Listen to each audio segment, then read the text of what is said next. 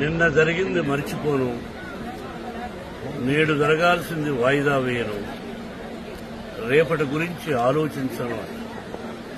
కానీ గతం నిన్న జరిగింది మర్చిపోవాలి, ఈరోజు ఏం చేయాలనుకోవాలి, రేపు ఇంతకంటే మంచి పనులు ఏం చేయాలని ఆలోచించుకోవాలి. సంక్రాంతి శుభాకాంక్షలు. నన్ను అడిగితే మా గురువు దాసనారాయణ గారు చెప్పినట్టు, అన్నయ్య చెప్పినట్టు నందమూరి తారక రామారావు గారు, అంటే మనం చేస్తున్న వృత్తి సినిమా రంగం. మనం సినిమా ఫినిష్ చేసి రిలీజ్ చేస్తాం. మన సినిమా హిట్ అయితేనే మనకు నిజమైన పండుగ, ఎందుకంటే చేస్తున్న ప్రొఫెషన్. అలాగే ఇక్కడ సంక్రాంతి అంటే రైతు భారతదేశానికి వెన్నెముక. రైతు బాగుంటేనే